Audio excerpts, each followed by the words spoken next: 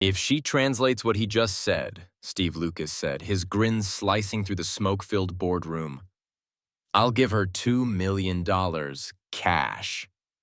Laughter cracked like gunfire around the table. 6 men in tailored suits leaned back in their chairs, slapping the polished mahogany as if the Mafia boss had told the best joke of the morning. The glass walls of the Lucas Tower boardroom gleamed with the reflection of Los Angeles, a city that sparkled above and rotted underneath, much like the man who ruled half of it. Valerie Perry didn't move. She stood at the far end of the table, a tray balanced in her hands, eyes downcast on the black marble floor. The white apron of her uniform framed her like an old photograph. Neat, spotless, and deliberately unnoticeable. Before we dive deeper into this unbelievable story, take a second to like, share, and subscribe. It helps this channel grow and keep stories like this coming your way. Drop a comment below and tell me where you're watching from. I love seeing how far our stories travel, and trust me, the next one coming up, it's even more shocking, more emotional, and twice as entertaining. You won't want to miss it. Across from Steve sat Mr. Zhao, the visiting Chinese investor whose composure had begun to crack. He had spoken for 5 minutes straight in rapid Mandarin, his tone shifting from polite irritation to open disdain. No one in the room had understood a single word. Their interpreter had called in sick that morning, and now $50 million in offshore investments were drifting out the window along with the cigar smoke. Steve wasn't sweating. Not yet. The Mafia boss didn't like showing weakness. He preferred jokes. When the air got tense, he punctured it with arrogance, and everyone followed his lead. Fear disguised as laughter was his favorite sound. He tilted back in his leather chair, cigar glowing between 2 gold-ringed fingers. "Come on, Valerie," he said, voice silky but cutting. "You've been serving coffee here for what, 4 years? You must have picked up a few words by now." His blue-gray eyes narrowed with amusement. "What's Zhao saying, complaining about the coffee again?" The men erupted. One of them nearly choked on his drink. Another wiped tears of laughter with a cuff that cost more than Valerie's yearly wage. Only Zhao didn't laugh. His dark gaze hardened, sliding from Steve to the maid standing silently behind him. The mockery needed no translation. Valerie's grip tightened around the silver tray. She could hear her heartbeat above the laughter. Every muscle in her arms wanted to tremble, but she had mastered stillness years ago. Stillness made you invisible, and invisibility kept you safe. "Come on," Steve pressed, standing now, spreading his arms like a performer taking center stage. $2 million, sweetheart. 1 word in Chinese, and you walk out of here richer than any of us were born. The laughter swelled again. It wasn't just cruel, it was ritual, a show of loyalty. No one defied Steve Lucas, not even when he was wrong. Especially not when he was wrong. Valerie raised her eyes at last. For a moment, the room froze. Her gaze was calm, steady, unflinching, the kind that made men who lived by violence suddenly remember the weight of their conscience. Steve's smirk wavered, almost imperceptibly, before he forced it back into place. "Do you really want me to translate what he said, Mr. Lucas?" she asked quietly. The use of his full name drew another ripple of laughter, this one uncertain. Steve leaned forward. "Yeah," he said. "Let's hear it." Mr. Zhao folded his arms, intrigued. The corners of his mouth twitched, not a smile, but curiosity. He wanted to see how far this would go. Valerie set the tray down. The clink of metal on wood echoed through the silence like a countdown. Then she spoke, in perfect, measured Mandarin. Mr. Zhao says he finds it ironic that the man who claims to control half of Los Angeles can't even control his own tongue. He says respect is the first currency in business, and it seems this room is bankrupt. The words landed like glass shattering. Every man at the table stiffened. Steve's cigar slipped from his fingers and burned a black scar into the carpet. For 5 full seconds, no one breathed. Then Mr. Zhao smiled, slowly, deliberately. He said, "Her translation is perfect." Valerie turned slightly toward Steve, the faintest trace of a smile on her lips. "Shall I continue, sir?" Steve didn't answer. His men exchanged glances, unsure whether to laugh, apologize, or draw their guns. She continued anyway, her voice steady as silk. Sentence after sentence poured from her, each a flawless translation of Zhao's earlier tirade, each one exposing the insult, the mockery, the threat that Steve's empire now faced. The more she spoke, the smaller the Mafia boss seemed in his own chair. When she finally stopped, the silence was heavier than before. Zhao's expression had softened. Respect glimmered in his eyes. Steve managed a crooked grin. "You speak Mandarin?" "Fluently," Valerie said, "among other languages." The reply was polite, but it landed like a challenge. Zhao said something short and clipped in Mandarin, and Valerie translated with surgical calm. "He says he came here ready to invest $50 million, but now he sees who truly understands respect in this room, and who doesn't." The words hit harder than any bullet Steve had ever fired. For the first time, he didn't have a comeback. He only stared at the maid he'd spent years not seeing. Now the woman every man in the room couldn't look away from. Zhao stood, smoothing his jacket. "I will reconsider our partnership," he said through Valerie's translation, "provided this woman remains involved."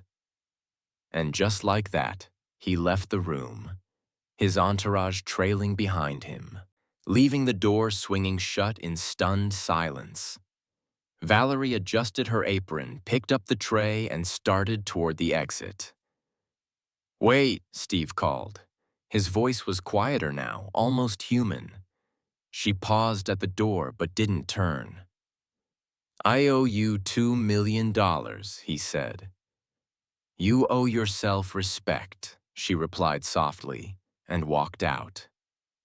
Outside the glass walls, the city shimmered in the morning haze, skyscrapers gleaming like knives. Valerie stepped into the hallway, her pulse still steady, her mind already racing. 4 years of silence had just ended, and for the first time, Steve Lucas wasn't laughing. That night, as Los Angeles glittered below the penthouse, Valerie would remember every step that brought her here. The lost scholarship, the hospital bills, the languages she had learned in secret. Tomorrow, the world would see her as a maid who spoke Mandarin. But she knew better. Tomorrow was just the beginning. The elevator doors slid shut behind Valerie, sealing the sound of laughter and power on the other side. For a long moment, she just stood there, her reflection caught in the brushed metal. Black dress, white apron, eyes that didn't quite look like a maid's anymore.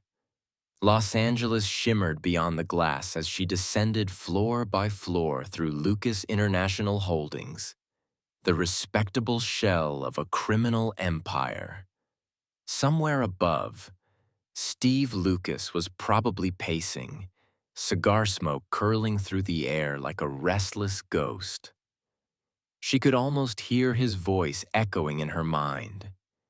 "You owe yourself respect." He had no idea how long she'd been earning it. 4 years earlier, Valerie Perry had walked into the same building under a different name. Back then, she wasn't a maid. She was a scholar. A Stanford linguistics student with a full scholarship and a future built on words. Mandarin, Cantonese, Japanese, Arabic. Languages were her sanctuary, her rebellion, her art. Until the phone call. Her mother's voice, small and trembling, telling her about the diagnosis, the mounting bills, the job she had to quit to start chemo. Valerie had packed her life into a single duffel bag that night. She told herself she'd take a semester off, just one. But life, once interrupted, rarely resumes where it left off. By the time she came home to Inglewood, the scholarship had vanished and the debt had begun. Hospitals didn't wait for dreams to recover. The job at Lucas Tower came through an agency. The name Valerie Perry became Valerie Pierce because women who cleaned for men like Steve Lucas didn't need to exist on paper. They needed to obey, to disappear, to smile when called and leave no footprints. She learned the rhythm of the place fast. The lobby smelled of citrus polish and lies. The executive floor was a maze of marble and money, where men spoke softly about shares and acquisitions that were really fronts for narcotics and real estate laundering. And behind it all, the hum of fear. It was in the secretary's eyes, the guard's rigid posture, the way everyone laughed a beat too long when Steve joked. He was charming. That was his weapon. Handsome in the way danger sometimes is. Sharp suit, sharper tongue. He had a voice that could make investors sign anything and enemies reconsider their last breath. He'd greet her with a smile, but there was always that flicker in his eyes that said he knew exactly how invisible she was. To him, she wasn't Valerie. She was the maid. And so she became a ghost. Nights in the Lucas penthouse were quiet in a way that felt staged. Too still, too clean. Valerie would finish polishing the glass tables, double-check the silverware placement, and then retreat to the staff quarters below the main floor. There, in a narrow room that smelled faintly of bleach and lavender, she kept her secret life. Under the sink, behind the detergent bottles, were notebooks, pages of characters and vocabulary drills, each line filled with determination. Next to them, a cheap Bluetooth speaker buzzed softly with Mandarin news broadcasts and language podcasts from Beijing. Every night after work, she'd listen, repeat, whisper translations into the dark. She would murmur, "I will never be silent again." Sometimes, she caught her reflection in the small mirror above the sink and almost laughed. A maid repeating Mandarin idioms while scrubbing marble floors in a Mafia tower. It sounded absurd, but absurdity was the soil where survival grew. The other maids would gossip about the boss's temper, the late-night visitors in tailored suits, the envelopes exchanged in briefcases. Valerie stayed quiet. She learned more by listening than by speaking. It became her greatest skill. Silence as observation, stillness as strategy. Steve Lucas's double life unfolded in fragments around her. The public meetings where he played the charming CEO, smiling for the cameras. The private dinners where he became something else. A man who dealt in loyalty and blood. She'd serve drinks in the conference room at night and hear phrases that didn't belong in a legitimate business. Shipment routes, street collections, clean numbers, dirty favors. Sometimes she'd hear the sharp edge in his laughter when things got tense. Mockery was his armor, cruelty, his shield. Whenever an associate hesitated, Steve turned the room into theater, cracking jokes, making men squirm, keeping control through ridicule. Valerie saw the pattern. Power wasn't about fear, it was about attention. The moment people laughed, they surrendered their dignity. He fed on that, and she promised herself she'd never give him that satisfaction. One night, a week before the meeting with Zhao, Valerie was mopping the hallway outside the penthouse conference room when she heard voices. Steve's low and steady, another man's accented English. She wasn't trying to eavesdrop, but the words drifted through the glass like confession. Zhao's desperate to get his money out of Hong Kong, Steve was saying. We'll inflate the numbers, move his cash through the Vegas properties, and by the time he figures out the losses, we'll have tripled our cut. A pause, then a laugh. He thinks he's clever because he speaks Mandarin. He forgets, I speak fluent business. Valerie froze. For a moment, the mop handle trembled in her hand. Then she steadied it, pressing it against the marble. Her reflection in the polished floor looked back at her, calm, blank, invisible. But inside, something burned. The man who laughed at her people, her language, her silence, was planning to con the very man he now mocked. And if Zhao was dangerous in his own way, Steve was playing with something far deadlier than money. Valerie's mind moved quickly. She didn't know exactly how, but she understood one thing with perfect clarity. Knowledge was her only weapon. She couldn't fight power with fists or wealth, but she could fight it with understanding. That night, she added new pages to her notebook, not of language, but of people. Names, habits, secrets, connections. Every whispered phone call she overheard. Every code word she decoded through context. She began to chart the empire from the inside, like a linguist mapping dialects of power. By the time dawn bled into the skyline, Valerie had realized the truth. Silence was no longer safe. It was complicit. And when the meeting with Mr. Zhao finally came, when the laughter returned, when Steve pointed his finger and made her the butt of another cruel joke, she didn't tremble. She remembered the night she stood in that hallway, the echo of his arrogance still ringing in her ears. She remembered the notebooks under her sink. She remembered her mother's voice, weak but fierce. Never let anyone speak for you, baby, not even me.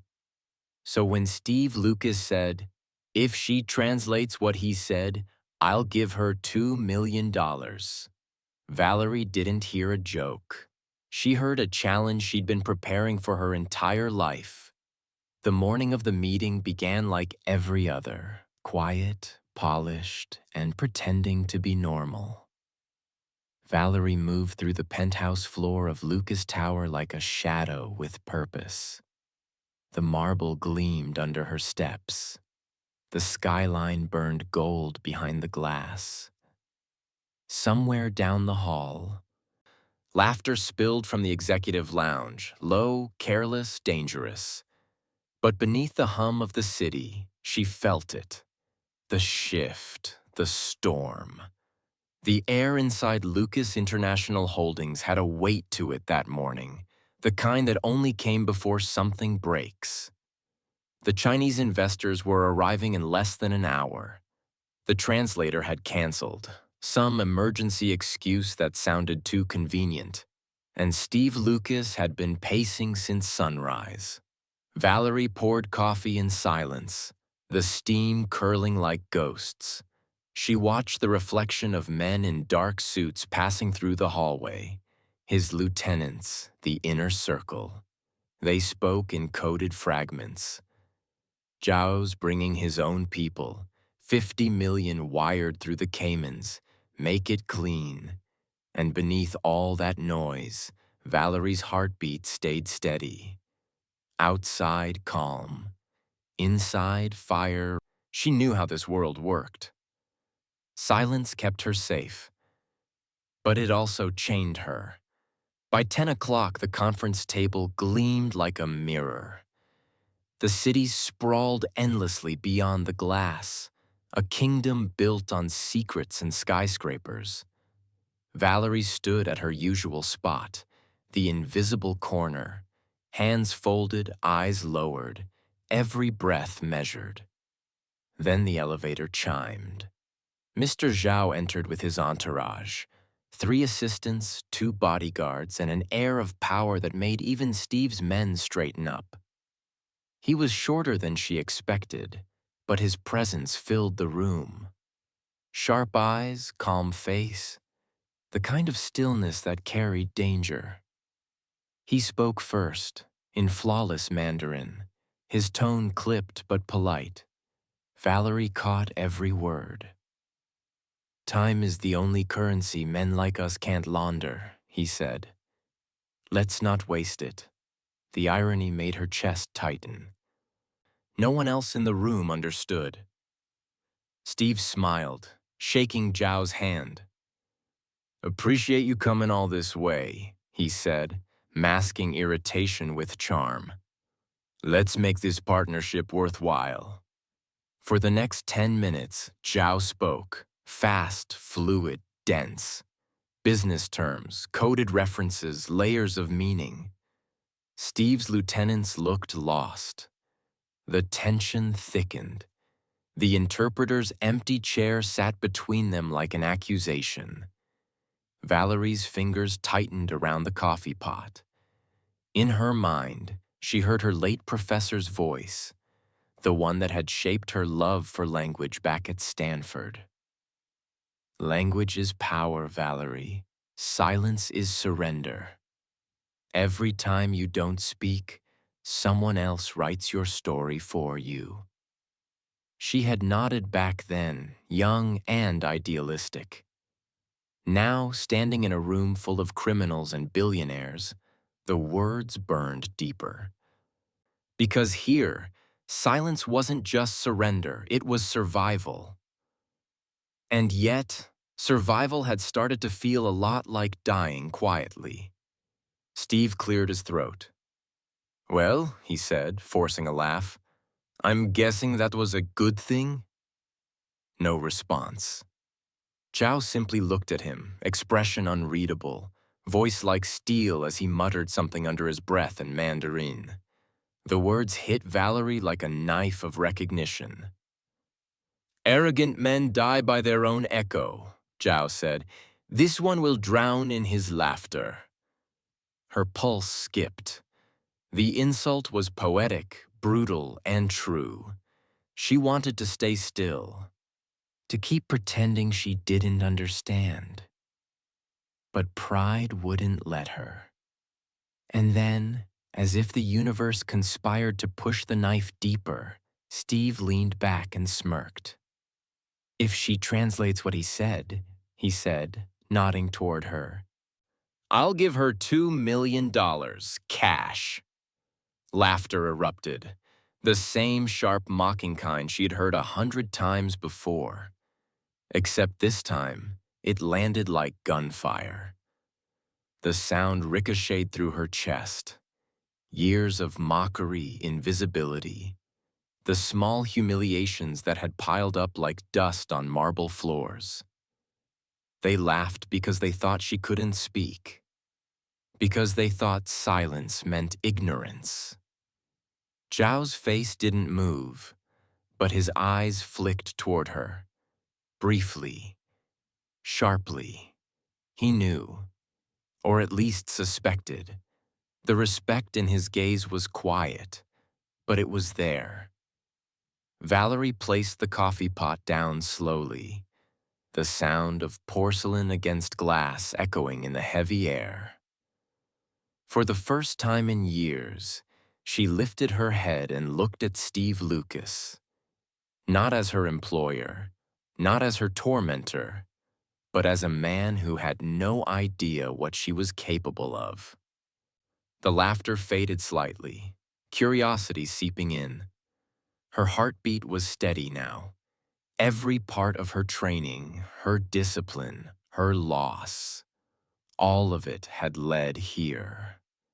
She thought of her mother's frail smile, of her professor's warning, of the notebooks hidden behind detergent bottles. She'd learned every word, every tone, every inflection.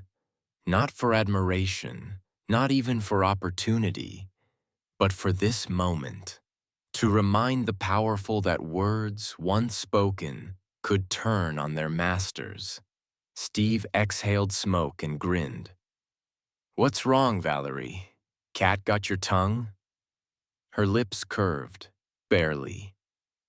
"No, Lucas," she said softly, her voice trembling not with fear but with control. "I just want to be sure you really want me to translate what he said." The room stilled. Zhao raised an eyebrow. And in that silence, the kind that comes before lightning, Valerie made her decision.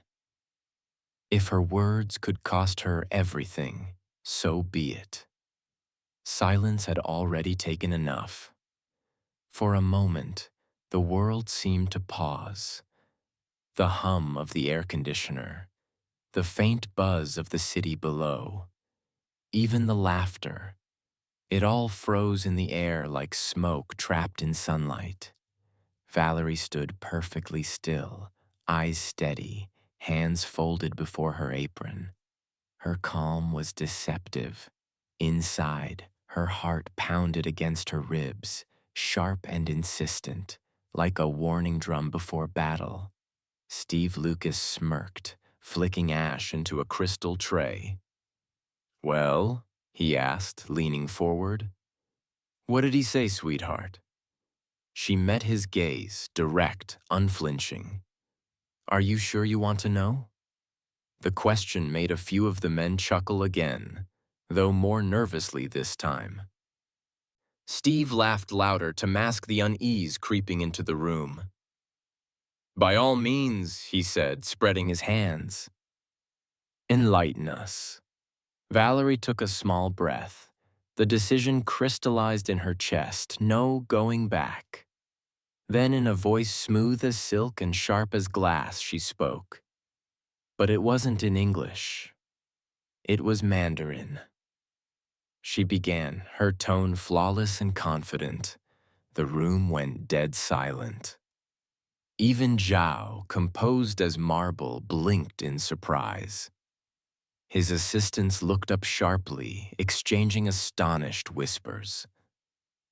Valerie's words rolled through the space like music. Precise, natural, and commanding. Her pronunciation was perfect, her cadence refined. Every syllable landed like truth that couldn't be denied.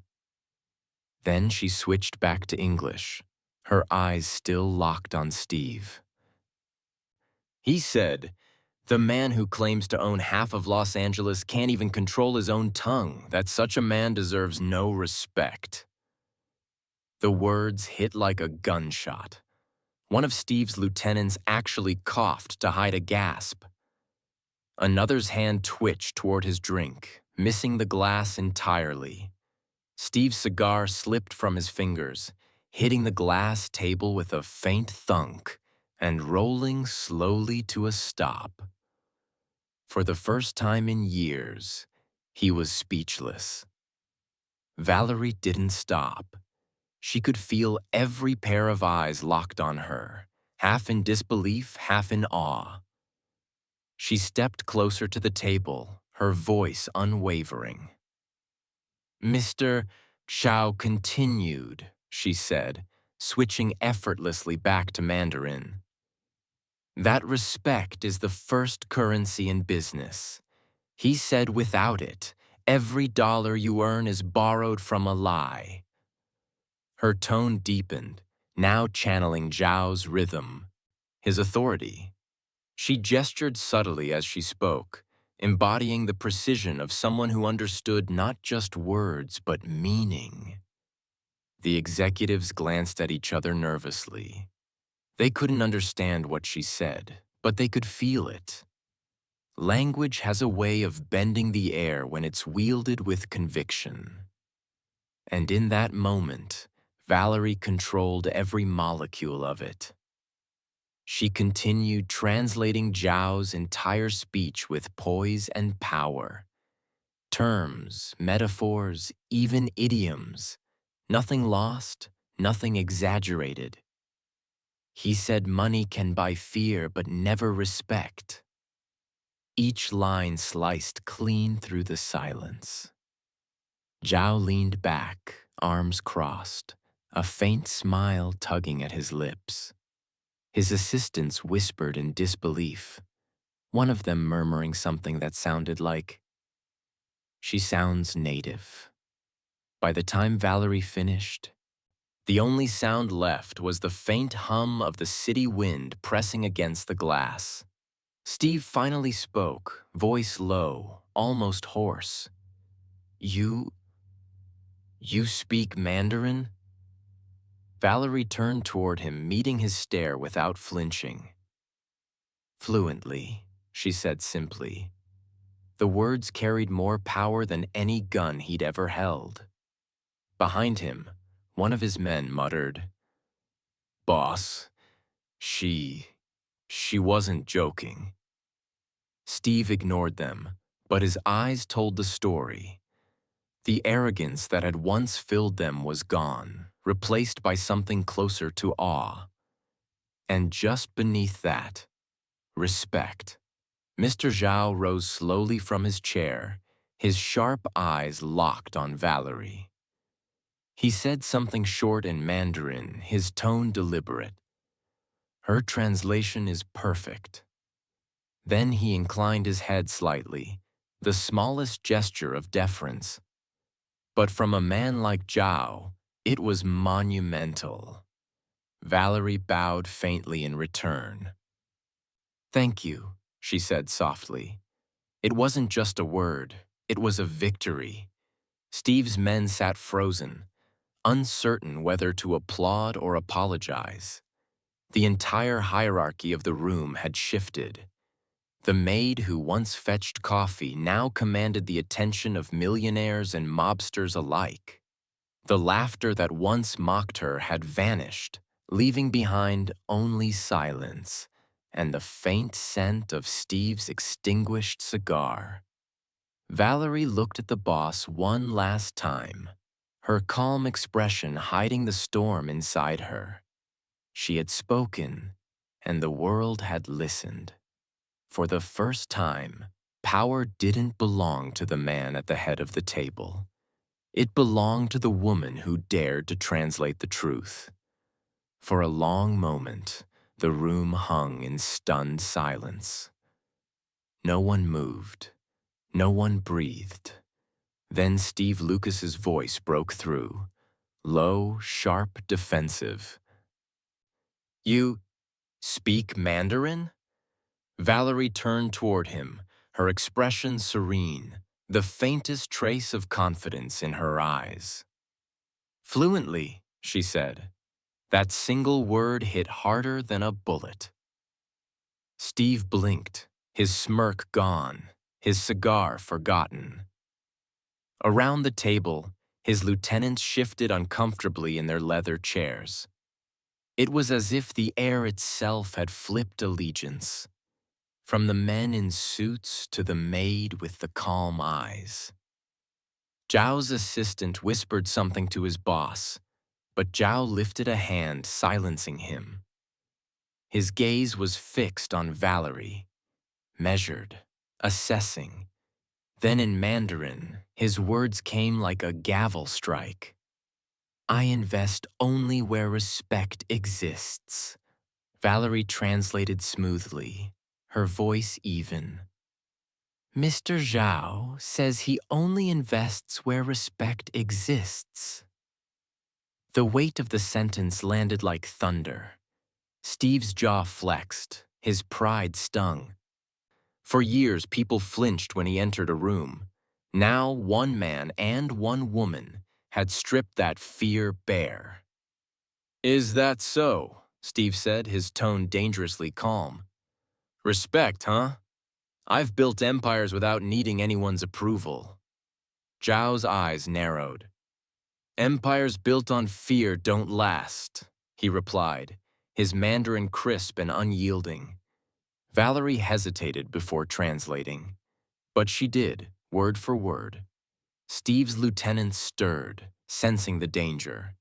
The deal on the table, a $50 million partnership with Zhao's Hong Kong network, was the largest they'd chased in years. Losing it now would make enemies out of allies, and Steve's empire would start to crack. The boss leaned forward, elbows on the table. You telling me you'd walk away from this deal because of a joke? Zhao arched a brow. Jokes reveal character. Another silence. This one heavier, darker. Valerie's heart pounded. She could almost feel the room teetering toward disaster.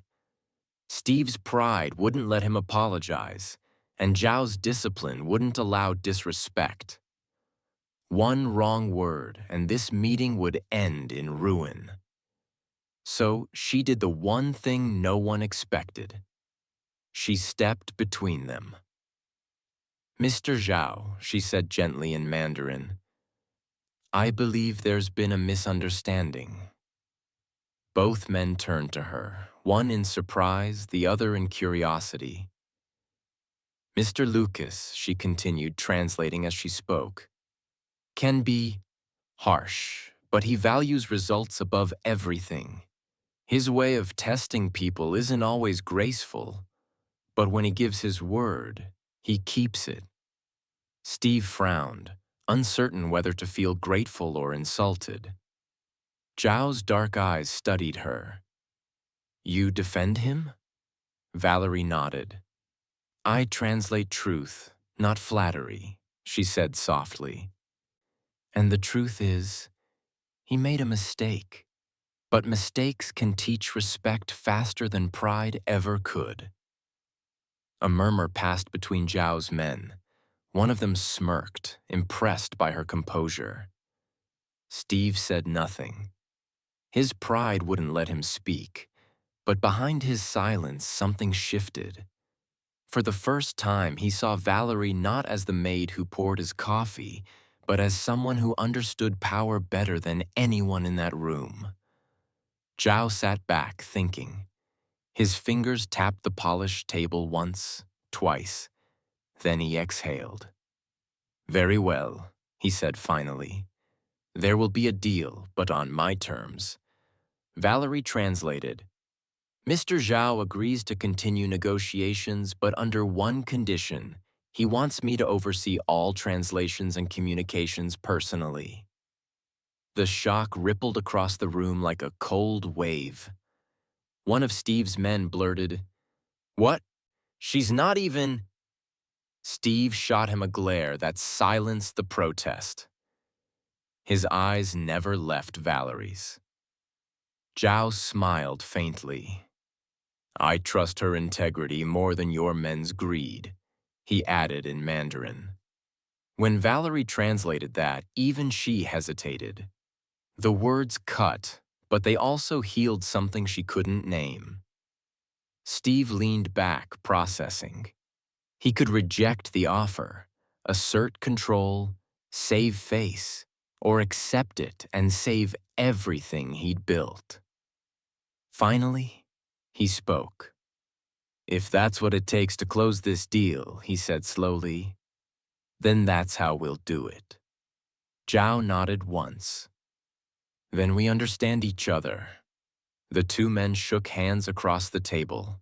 The deal that had nearly burned to ashes was reborn, through the voice of a woman no one had noticed before. Valerie exhaled quietly, a tremor of relief running through her. Steve glanced at her, really looked at her, for the first time. "You just saved me $50 million, he said under his breath. She met his gaze, unshaken. "No, Mr. Lucas," she replied softly. "I saved your reputation." He stared for a heartbeat too long, the corner of his mouth twitching. Half gratitude, half something else. "Either way," he murmured, "I owe you." For the first time that morning, Valerie smiled. Small, restrained, but real. "Then start by keeping your word," she said. Steve nodded slowly, eyes gleaming with a mix of respect and fascination. He didn't know it yet, but the woman he'd once mocked had just become the one person he couldn't afford to lose. 3 days after the meeting, Lucas Tower didn't sound the same. The usual echoes of laughter, gunmetal clicks, and money-counting machines still filled the marble halls. But the tone had shifted.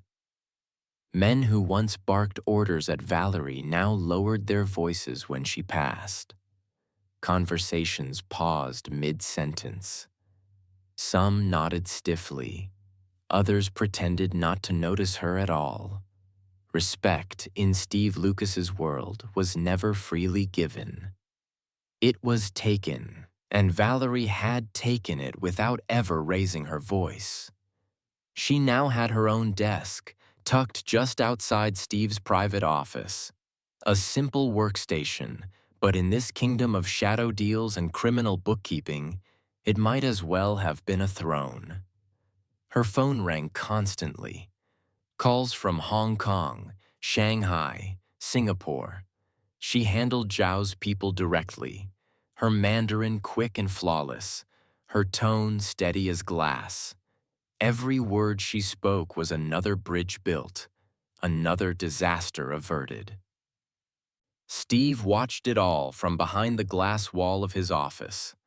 Most men in his world earned respect through violence or fear. Valerie earned it through calm precision, turning chaos into order. She didn't just translate, she disarmed. When tempers rose, she steadied them. When Zhao's team demanded impossible deadlines, she found compromise. Her notes were exact, her reports airtight. She understood nuance the way soldiers understood strategy.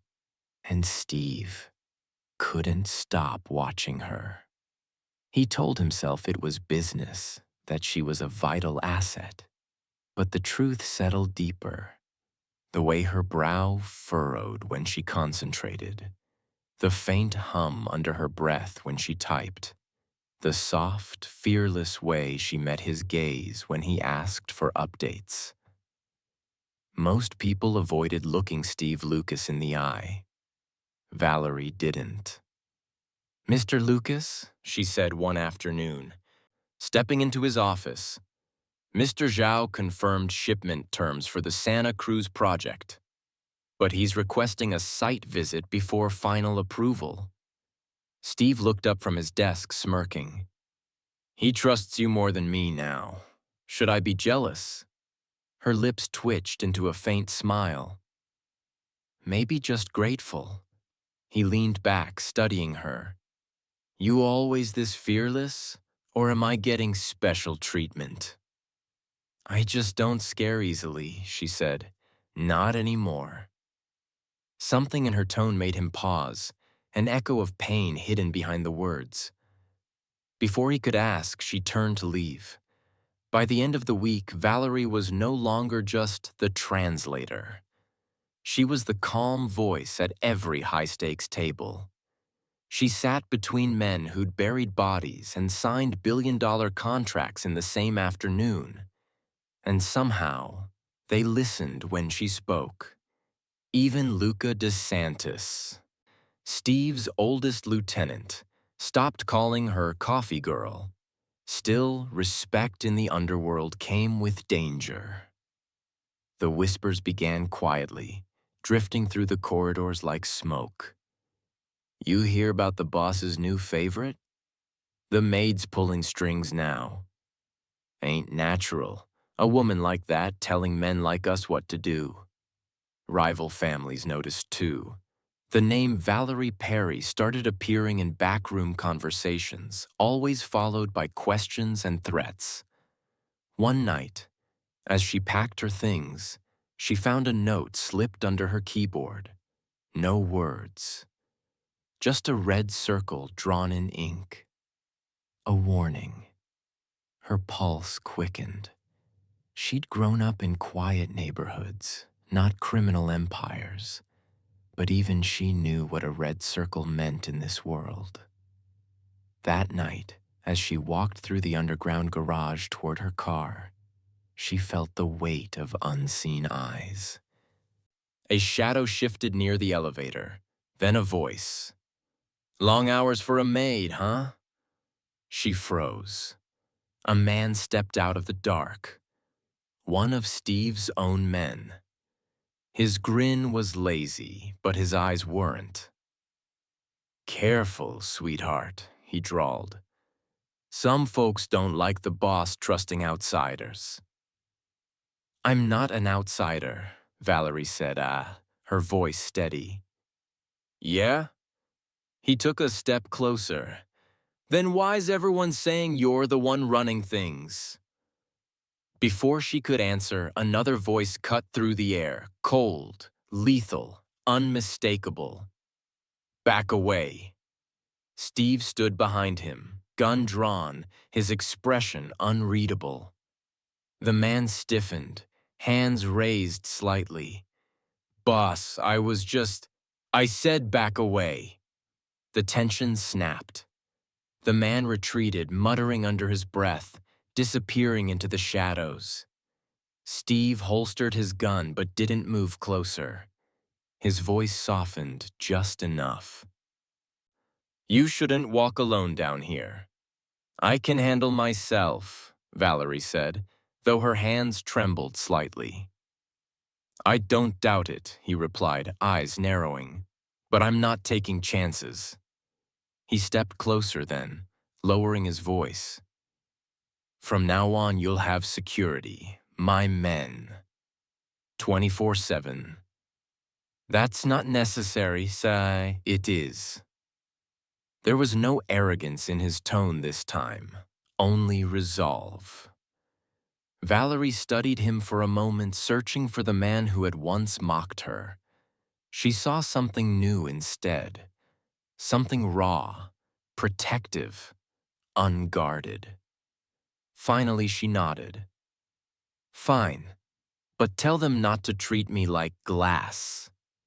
Steve smiled faintly. Wouldn't dream of it. As he turned away, Valerie caught her reflection in the darkened window, the same face, the same eyes, but a different woman. She had walked into this tower invisible. Now she was a light that even the underworld couldn't ignore. And lights, she knew, drew shadows closer. The tower never truly slept. Even past midnight, the hum of elevators, the glow of screens, and the distant pulse of the city below kept Lucas Tower alive. An empire breathing through marble and glass. Valerie sat across from Steve in the dim light of his office, stacks of reports between them. They'd been there for hours, reviewing contracts, translating Zhao's latest terms, dissecting the tangled alliances that kept his empire standing. But the conversation had drifted. Now, the business talk was gone, replaced by something quieter, something that made the air feel heavier, warmer. You know, Steve said, leaning back in his chair. You're the first person who's told me no without getting fired for it. Valerie didn't look up from her notes. Maybe that's because I'm the first person who isn't afraid of you. He smirked, though it didn't quite reach his eyes. Everyone's afraid of me, Valerie, even the ones who pretend they're not. Maybe they should be, she murmured, glancing up. But fear isn't the same as respect. You learned that the hard way. Steve paused, then gave a low laugh, quiet, bitter, self-aware. You really don't pull your punches, do you? Only when I'm cleaning blood off the floor, she said lightly. He laughed again, but this time it was softer. The kind of laugh that sounded like it hadn't existed in years. The clock on the wall hit 1:12 a.m. The office had grown quiet, the city's glow painting golden reflections across the glass walls. Steve stood and crossed to the window, looking down at Los Angeles, a sea of light stretching endlessly into the dark. Do you ever wonder what it's all for? He asked. The money, the control, the noise. Valerie set her pen down, watching him. Every day. He turned slightly, the city's light tracing the sharp lines of his face. I used to think power meant peace, that if you made enough people afraid, no one could hurt you. But fear just keeps you surrounded by ghosts. Her voice softened, and yet, you built a home for them. That earned a faint smile. You really are fearless. No, she said, I just don't like lies, especially the ones we tell ourselves. Their eyes met, and for a long second the room seemed suspended between worlds. The mob boss and the maid, the predator and the scholar, the sinner and the believer that redemption was possible. He motioned toward the rooftop. Come on, he said. You need to see this city the way I do. Valerie hesitated but followed. The elevator ride was silent except for the soft hum of machinery. When the doors opened, the cold night air rushed in. The rooftop stretched before them. Steel rails, distant sirens, the skyline glittering like 1,000 secrets. Steve walked to the edge, lighting a cigar but not smoking it. He just let it burn. Valerie joined him, her eyes reflecting the city's glow. It's beautiful, she said quietly. From up here, Steve murmured, everything looks clean. You can't see the blood, the greed, the mess underneath. Maybe that's why people love looking down, she said. It's easier than facing what's right beside them.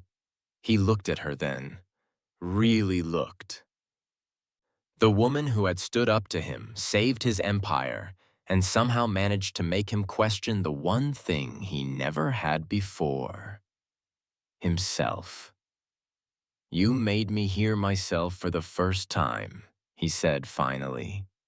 Valerie's lips parted slightly, her breath catching. That's not my job, Mr. Lucas. Maybe not, he said, stepping closer. But you did it anyway. For a heartbeat, neither spoke. The wind tugged at her hair, the city hummed below, and something fragile but undeniable sparked between them. Then Valerie whispered, Don't fall for your translator, Mr. Lucas. A small smile touched his lips. Too late. She looked away, shaking her head. You don't need me. You need change. He was about to respond when a crack split the night. A gunshot. They both ducked instinctively, the echo bouncing between skyscrapers. Somewhere below, car alarms wailed. Steve grabbed Valerie's arm, pulling her behind a steel pillar. His men's voices crackled through earpieces below, shouting orders. Boss, we've got movement. Sniper, south side. Steve's hand was still on her arm, firm but trembling. Are you hit? She shook her head, eyes wide but steady. I'm fine. He exhaled slowly, fury and fear mixing in his chest. They were aiming for me, he muttered. Always are. Valerie stared at him, her heartbeat still hammering. No, she said quietly. Tonight, they might have been aiming for me. Steve's gaze snapped to hers, and in that single charged moment, both of them realized the truth. Her presence had changed more than his business. It had drawn light into places that preferred the dark. And in the underworld, light was the most dangerous thing of all. The storm returned, not with rain, but with news. Mr. Zhao's jet landed quietly at LAX under an overcast sky, and within hours, the message reached Steve's desk. The Hong Kong partners have concerns. Steve's expression darkened as he read the summary Valerie had translated. They want to audit my records, he muttered, pacing. Since when do investors play detective? Valerie stood by his desk, composed but tense. Since one of your men leaked documents tying your shipping routes to human trafficking fronts in Macau. He froze. That's a lie. I know. She slid a folder toward him. The Mandarin signatures are forged. I checked the phrasing. It's artificial, translated from English using machine syntax. Someone wanted it to look legitimate. Steve's jaw tightened. He scanned the documents, his pulse ticking like a clock. Who would risk this? Someone inside your circle, she said quietly. Someone who speaks enough Mandarin to fake your deals, but not enough to hide their mistakes. For the next 2 days, Valerie barely slept. Her phone buzzed with encrypted Mandarin messages from Zhao's network. Short, coded phrases buried inside logistics updates. Most were harmless, but one, intercepted at 2:43 a.m., made her blood run cold. The phoenix will fall. A proverb, a warning. She opened her translation app, the prototype she'd built back when languages were just passion, not survival. It filtered the coded strings and revealed the truth. A setup, a meeting, and Steve's name at the center of it. At dawn, she stormed into his office. You can't go to that meeting with Zhao's liaison today, she said, slamming her tablet on his desk. They're planning to frame you. The fake contract was just the start. Steve looked up, bleary-eyed, unshaven. You've been up all night? I'm not the one about to walk into a bullet. He scanned the decrypted message on her screen, his face hardening. Who else knows about this? No one. I traced the Mandarin phrase to your communications officer, Miller. He's been selling intel to Zhao's rivals. Steve swore under his breath, reaching for his phone. Then he dies tonight. Valerie stepped between him and the door. No. If you kill him, Zhao's partners will think you're hiding guilt. Let me handle this. Handle it? His laugh was hollow. This isn't a boardroom, Valerie. It's war. Her voice didn't waver. Then let me fight it my way. By evening, Zhao's representatives filled the 50th floor conference room once more. The tension was thicker this time. Men with cold eyes and hidden guns. Steve's lieutenants stood behind him like silent shadows. Zhao entered last, his expression unreadable. Mr. Lucas, he said through Valerie's translation, our partners in Hong Kong demand proof your empire is clean. Steve's reply was calm, but his gaze flicked toward Valerie. Then let's start by cleaning out the liars. She nodded subtly and tapped her tablet. The lights dimmed. The projector flickered to life. Mandarin text scrolled across the screen. Hundreds of messages Miller had sent to Zhao's competitors, embedded in fake shipment updates. One message appeared larger than the rest. The boss will take the fall. A collective murmur rippled through the room. Steve turned sharply. Miller! The man flinched, reaching for his gun, but Valerie was faster. Steve! She shouted. Her warning made him duck just as the shot rang out. The bullet shattered the glass wall behind him, missing by inches.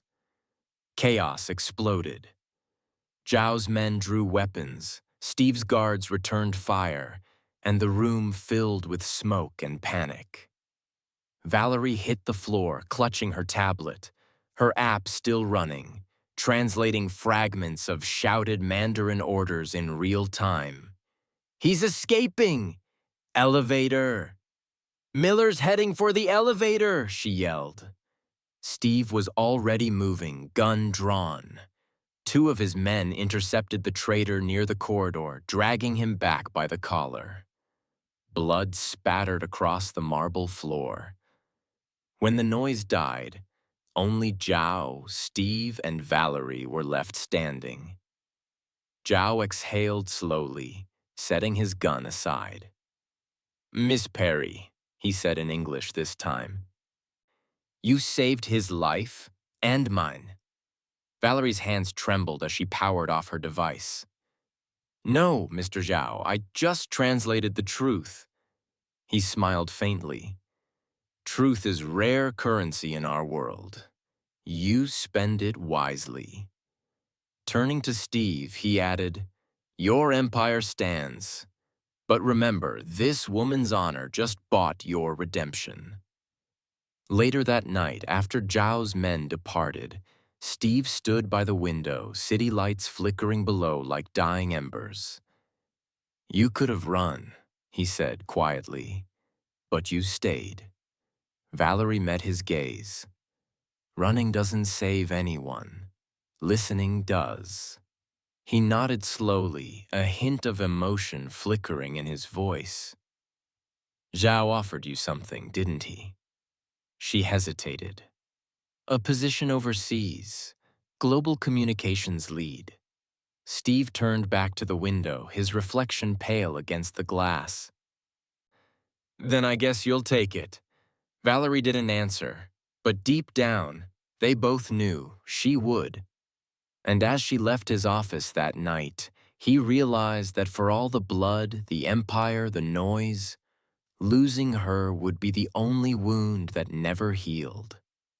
The Los Angeles skyline burned gold in the late afternoon light, the kind of glow that softened even the hardest corners of Lucas Tower. The air was still, almost reverent, like the city itself knew something was ending. Valerie Perry stood once again outside Steve Lucas's office, just as she had on the day everything began. But this time, she wasn't wearing a maid's uniform. No apron, no tray of coffee, just a simple cream suit, clean lines, and quiet confidence. When she stepped inside, Steve was at his desk, staring at a half-finished glass of whiskey and the documents he'd been pretending to read. He looked up, meeting her eyes. For a moment, neither spoke. Then she smiled faintly. You always do your best thinking when you're pretending to read. His lips twitched. And you always show up when I least want you to leave. She exhaled softly, folding her hands in front of her. I came to tell you in person. Zhao's offer. I'm taking it. The words hung between them, heavier than either expected. Steve rose from his chair, buttoning his jacket like armor. You'll be running half his global operations. That's not a small thing. I know. You'll be good at it. She nodded once. I'll try. He studied her for a long moment, his eyes tracing the woman she'd become. Strong, self-possessed, unshakable, the same woman who once poured coffee while men laughed in her face. Now she stood taller than all of them. I owe you $2 million, he said finally.